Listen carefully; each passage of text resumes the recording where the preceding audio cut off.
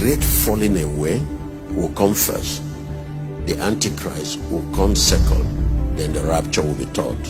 First thing is a falling away. Ladies and gentlemen, if you want to know why all this rise of false pastors, false prophets, and fake believers everywhere, that's what is going on now. Is the prelude to the rise of the beast. Because when the beast come, people have to agree with him, especially Christians. He's not going to gain global power without their support. There has to be pastors, there has to be popes and bishops that must give him the backing. Without that, it's not going to happen. Preserve the knowledge of Christ. This is the time. Get to know him for yourself. And if you have not gone through discipleship or not, this is the time. Days are coming. You'll be looking for church. You can't have this opportunity again. The way the church will exit is the way Israel exited Egypt. They were in Egypt when all the plagues, all those 10 plagues, even till the last one. But God protected them in the midst of it all.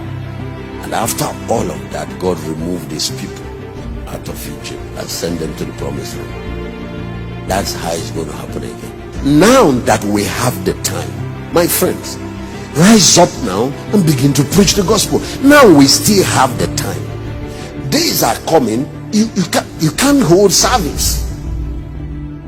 You can't. Now you can do crusades. Rise up and do it. Now you can plant church. Rise up and plant it. Now you can start a cell. Start doing it. Better make sure that your life counts. Now that it's still free, you still have the freedom.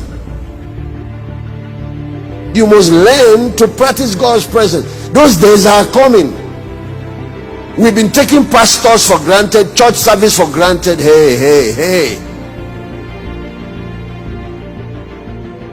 You're going to have to be your own pastor. You're going to have to pastor your children. Let me talk to us today. Every one of you should go and study the Chinese church, what happened during the communist era. Christianity, there were about 800,000 Christians when the communist revolution. Chairman Mao led the communist revolution. And there were 10,000 missionaries. They were all sent out of China. All the pastors were arrested. Somebody like Watchman Nee stayed and died in prison. One of the most prominent Chinese preachers of that time. They sacked all the missionaries, arrested all the pastors, seized all the church buildings. Not a single church building was left. Stopped any form of broadcast on TV or on any form of technology. And then started hunting Bibles. He didn't want any Bible of any type in the whole of China. The Western missionaries from America, from Britain, all cried. They were praying for China. They said the church, because it's a young church, it will die. Who told you? Church does not die because of persecution. I said fire does not destroy gold, it only purifies it. When China finally opened up to the world again, after 30 years, do you know what they found? That less than 1 million believers, 800,000, has grown to about 150 million. Now, go Google what I'm saying. The Christians, evangelical born-again Christians in China are more than all the people in the Communist Party. The Communist Party has about 90 million people. The church grew when it went underground. The church grew when they removed all the pastors. The church grew when they removed all the church building. The church grew when they stopped crusade. The church grew when they stopped preaching on TV. The church grew when they removed. Of course, what the missionaries now, the Western churches did, is to make sure they found a way to smuggle Bible, and they caught some of the smugglers. Now, watch. When communism fell, they found out that the church that was not up to 1 million, 800 and something, has grown to over 150 million. What happened? It was when believers discovered that we are all ministers, we are all priests. Every family becomes church, and that's when the thing grew. So if you're talking about great tribulation, the Chinese people have experienced it, the early church has experienced it, Christians are experiencing it in the Middle East. One of the fastest growing church now is happening in Iran.